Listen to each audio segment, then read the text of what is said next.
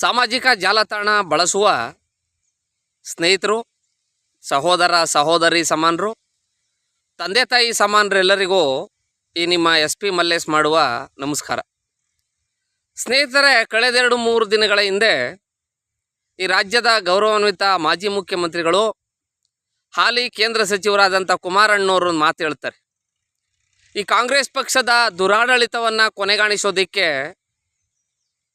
ನಾನು ಭಾರತೀಯ ಜನತಾ ಪಕ್ಷದೊಂದಿಗೆ ಮೈತ್ರಿ ಮಾಡಿಕೊಳ್ಬೇಕಾಯ್ತು, ಭಾರತೀಯ ಜನತಾ ಪಕ್ಷದೊಂದಿಗೆ ಸೇರ್ಕೊಳ್ಬೇಕಾಯ್ತು ಅಂತ. ಕುಮಾರಣ್ಣವ್ರಿಗೆ ಮಾನ್ಯ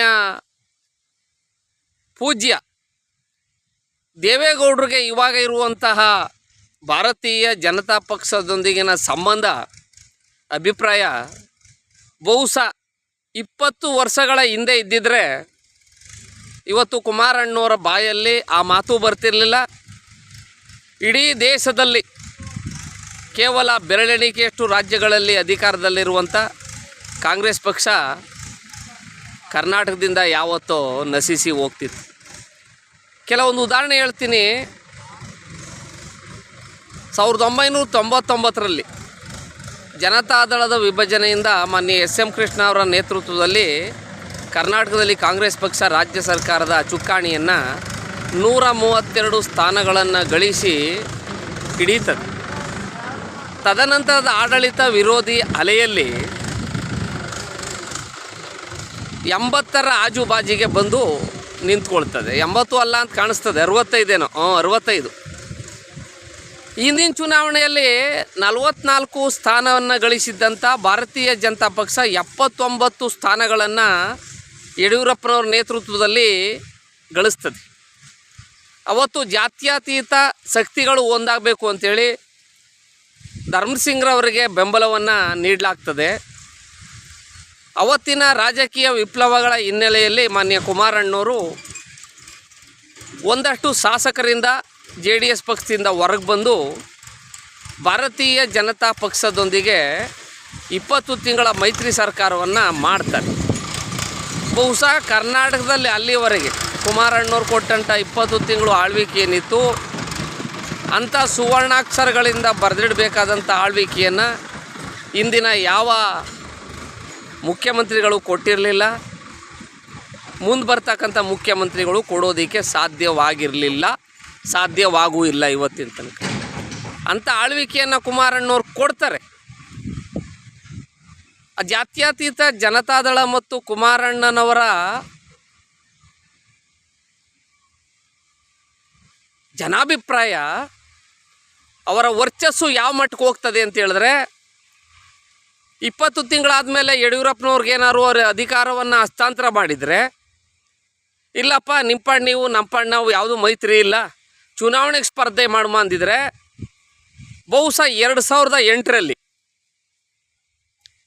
ಯಡಿಯೂರಪ್ಪನವ್ರು ಯಾವಾಗ ವಚನ ಪ್ರಶಸ್ತಿಯ ಆಪಾದನೆಯನ್ನು ಕುಮಾರಣ್ಣವ್ರ ಮೇಲೆ JDS ಪಕ್ಷದ ಮೇಲೆ ಒರೆಸಿ ಚುನಾವಣೆಗೆ ಹೋದರು, ಅದರ ಅನುಕಂಪವನ್ನು ಪಡೆದ್ರು.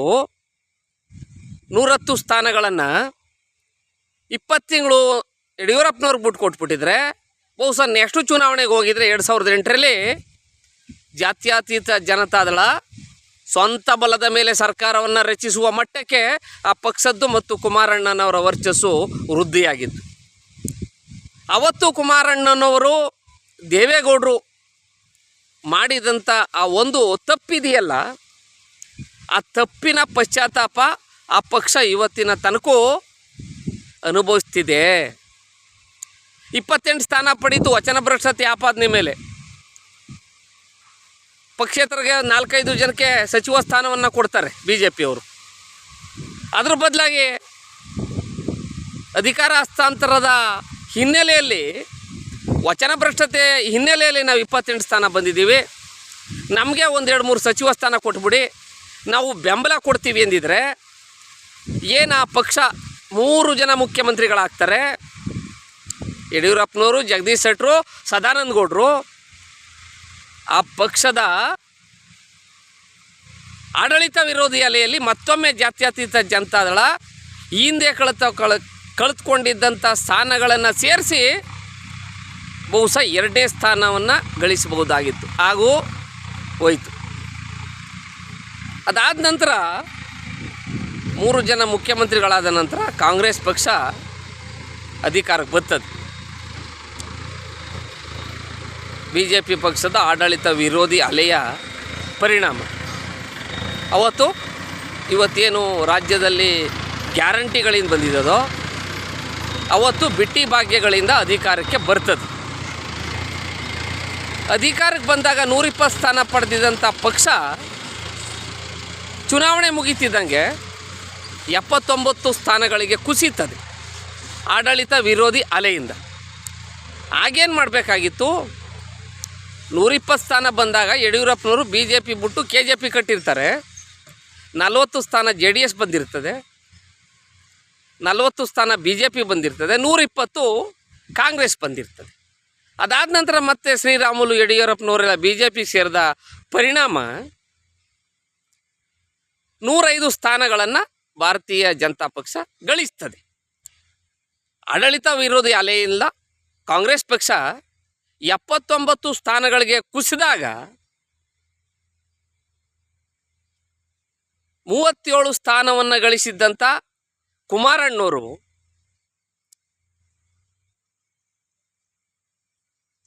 ಇನ್ನೇನು BJP ಬಹುಮತ ಗಳಿಸ್ಬಿಟ್ಟು ಅಂದ್ಬಿಟ್ಟು ಯಾವ JDS, ಯಾವ ಕುಮಾರಸ್ವಾಮಿ, ಯಾವ ದೇವೇಗೌಡರು ಯಾರೊಂದಿಗೆ ಮೈತ್ರಿ ಅವಶ್ಯಕತೆ ಇಲ್ಲ ಅಂಥೇಳಿ 105 ಸ್ಥಾನಗಳಿಗೆ ಕುಸಿದಾಗ ಅಲ್ಲಿಗೆ ಬಂದು ನಿಂತ್ಕೊಳ್ತದೆ. ಆಗ ಸದಾನಂದ ಗೌಡರು, ಅಶೋಕ್ ಅವರು ದೇವೇಗೌಡರ ಮನೆಗೆ ಬರೋಕ್ಕೆ ಮೊದಲೇ ಕಾಂಗ್ರೆಸ್ ಪಕ್ಷದವ್ರು ಬಂದು ಹಿಂದಿನ ಚುನಾವಣೆಯಲ್ಲಿ ಜಾತ್ಯತೀತ ಜನತಾದಳ ಭಾರತೀಯ ಜನತಾ ಪಕ್ಷದ B ಟೀಮ್ ಅನ್ನಲಾಗಿ 37 ಸ್ಥಾನಗಳನ್ನು ಗಳಿಸಿದ್ದಂಥ ಜಾತ್ಯತೀತ ಜನತಾದಳ ಕನಿಷ್ಠ ಇನ್ನೂ 10-15 ಸ್ಥಾನಗಳಲ್ಲಿ ಗೆಲ್ಲಬಹುದಾದ ಸ್ಥಾನಗಳನ್ನು ಅಲ್ಪಸಂಖ್ಯಾತರ ಮತಗಳು ಗಣನೀಯ ಪ್ರಮಾಣದಲ್ಲಿ ಬರದೇ ಹೋದ ಕಾರಣದಿಂದ 37 ಸ್ಥಾನಕ್ಕೆ ಬರ್ತದೆ. ಆಗ ಆಡಳಿತ ವಿರೋಧಿ ಅಲೆಯನ್ನು ಎದುರಿಸಿತ್ತಂತಲ್ಲ ಕಾಂಗ್ರೆಸ್ಸು, ಅವತ್ತೇನು ಮಾಡಬೇಕಾಯ್ತು? ಬಂದು ಇಲ್ಲ 2006ರಲ್ಲಿ ನಾವು ಮಾಡೋದಕ್ಕೆ ಇವತ್ತು ನೋವು ತಿಂತಾಯಿದ್ದೀವಿ, ಹಾಗಾಗಿ BJPಗೆ ನಾವು ಅಧಿಕಾರ ಕೊಡ್ತೀವಿ ಅಂದರೆ ಬಹುಶಃ ಮೊದಲು ಬೊಮ್ಮಾಯಿ ಅವರನ್ನು ಏನು ಯಡಿಯೂರಪ್ಪನವರ ನಂತರ ಮುಖ್ಯಮಂತ್ರಿ ಮಾಡ್ತಿದ್ರು, ಅದರ ಬದಲಾಗಿ 2.5 ವರ್ಷ ಯಡಿಯೂರಪ್ಪನವ್ರು ಮಾಡಿ ನಂತರ 2.5 ವರ್ಷ ನಮಗೆ ಕೊಡಿ ಎಂದಿದ್ರೆ ಬಹುಶಃ ಇವತ್ತು ರಾಜ್ಯದಲ್ಲಿ BJP JDS ಮೈತ್ರಿ ಸರ್ಕಾರ ಅಧಿಕಾರದಲ್ಲಿ ಇರ್ತಿತ್ತು. ಅದಾದ ನಂತರ ಮತ್ತೆ ಕುಮಾರಣ್ಣವ್ರು ಹೇಳೋರಲ್ಲ, ಮೋದಿಯವರು ಗಿಣಿಗೆ ಹೇಳ್ದಂಗೆ ಹೇಳಿದ್ರು ಅಂತ. ಆಗೇನು ಮಾಡಿದ್ರು? ದೇವೇಗೌಡರ ಹತ್ರ ಬರ್ತಾರೆ ಕುಮಾರಣ್ಣವರು, ಮೋದಿಯವರು ಹಿಂಗಂದ್ರು, ಇವತ್ತು ರಾಜೀನಾಮೆ ಕೊಡು, ನಾಳಕ್ಕೆ ನಿತೀಶ್ ಕುಮಾರ್ ಥರ ಪ್ರಮಾಣವಚನ ಸ್ವೀಕರಿಸಪ್ಪ, 5 ವರ್ಷ ಯಾರು ನಿನ್ನ ಟಚ್ ಮಾಡ್ದಂಗೆ ನಮ್ಮ ಪಕ್ಷದವರು ನಾನು ನೋಡ್ಕೋತೀನಿ ಅಂದಾಗ ದೇವೇಗೌಡರು ಹೇಳ್ತಾರೆ, UPA ನಾಯಕರವರಲ್ಲಪ್ಪ, ಯುನೈಟೆಡ್ ಪ್ರೋಗ್ರೆಸ್ ಅಲೈನ್ಸ್ ಕಾಂಗ್ರೆಸ್ ಪಕ್ಷದ ಮೈತ್ರಿ ಪಕ್ಷದವರು, ಇವ್ರಿಗೆಲ್ಲ ಏನಪ್ಪ ನಾನು ಉತ್ತರ ಹೇಳನೆ ಆಗುವುದಿಲ್ಲ ಅನ್ನಲಾಗಿ ತದನಂತರದ ಚುನಾವಣೆಗಳಲ್ಲಿ ಕಾಂಗ್ರೆಸ್ ಪಕ್ಷ 136 ಸ್ಥಾನ ಪಡೀತದೆ. ಭಾರತೀಯ ಜನತಾ ಪಕ್ಷ 65 ಸ್ಥಾನಗಳನ್ನು 65-68 ಸ್ಥಾನ ಪಡೀತದೆ. ಜಾತ್ಯತೀತ ಜನತಾದಳ 19 ಸ್ಥಾನಗಳಿಗೆ ಬಂದು ಕುಸಿತದೆ. ಎಡಗಿರು ಕಾಲೇ ಎಡಗ್ತಾ ಇರ್ತದೆ, ನೋಡಿದ್ದೀರಾ? ಯಾವುದೋ ಒಂದು ನಾವು ಕಾಲಲ್ಲಿ ಎಡಗ್ಬಿಡ್ತೀವಿ, ಉಗುರು ಕಿತ್ತೋಗಿರ್ತದೆ, ಮತ್ತೆ ಅದೇ ಉಗುರು, ಅದೇ ಕಾಲು, ಅದೇ ಬೆರಳು ಏಟಾಗ್ತಾ ಇರ್ತದೆ. ಹಾಗೆ 2006ರಲ್ಲಿ ಜಾತ್ಯತೀತ ಜನತಾದಳದ ನಾಯಕರು ಮಾಡಿದಂಥ ಆ ಒಂದು ತಪ್ಪಿನಿಂದ ಇವತ್ತು ರಾಜ್ಯದಲ್ಲಿ ಕಾಂಗ್ರೆಸ್ ಪಕ್ಷ ಉಳಿದುಕೊಳ್ಳಿದ್ದಕ್ಕೆ ಸಾಧ್ಯವಾಗಿದೆ. ಬಹುಶಃ ಅವತ್ತು ಯಡಿಯೂರಪ್ಪನವ್ರಿಗೆ ಅಧಿಕಾರ ಕೊಟ್ಟಿದ್ರೆ ಇವತ್ತು ರಾಜ್ಯದಲ್ಲಿ JDS ಮತ್ತು ಭಾರತೀಯ ಜನತಾ ಪಕ್ಷ ಎರಡೇ ಪಕ್ಷಗಳು ಉಳ್ಕೋತಿದ್ದೋ. ನೋಡೋಣ ಮುಂದಿನ ದಿನಮಾನಗಳಲ್ಲಿ ರಾಜ್ಯದ ರಾಜಕಾರಣ ಯಾವ ಮಟ್ಟಕ್ಕೆ ಹೋಯ್ತದೆ. ಪ್ರಸ್ತುತ ರಾಜ್ಯ ಸರ್ಕಾರದ ಚುಕ್ಕಾಣಿ ಹಿಡಿದಿರುವಂಥ ಕಾಂಗ್ರೆಸ್ ಪಕ್ಷ ಯಾವ್ಯಾವ ಕಾರ್ಯಕ್ರಮಗಳನ್ನು ರಾಜ್ಯದ ಜನತೆಗೆ ನೀಡ್ತದೆ, 3 ಪಕ್ಷಗಳು ಯಾವ ನಿಟ್ಟಿನಲ್ಲಿ ರಾಜ್ಯದಲ್ಲಿ ಮುಂದಿನ ಚುನಾವಣೆಗೆ ಹೋಗ್ತವೆ, ಅದ್ರ ಮೇಲೆ ಈ ರಾಜ್ಯದ ಜನ ಮುಂದಿನ ಮೈತ್ರಿ ಸರ್ಕಾರ ಬರಬೇಕೋ ಕಾಂಗ್ರೆಸ್ ಪಕ್ಷದ ಸರ್ಕಾರ ಮತ್ತೆ ಬರಬೇಕು ಅನ್ನೋದನ್ನು ಕಾಲ ನಿರ್ಧರಿಸ್ತದೆ ಅಂತ ಹೇಳ್ತಾ ನಾನು ವಿಡಿಯೋಗೆ ಪೂರ್ಣ ವಿರಾಮ ಆಗ್ತಾಯಿದ್ದೀನಿ. ಭಗವಂತ ಒಳಗೆ ಎಲ್ಲರೂ ಒಳ್ಳೆಯದಾಗಲಿ. ಜೈ ಹಿಂದ್, ಜೈ ಕರ್ನಾಟಕ ಮಾತೆ.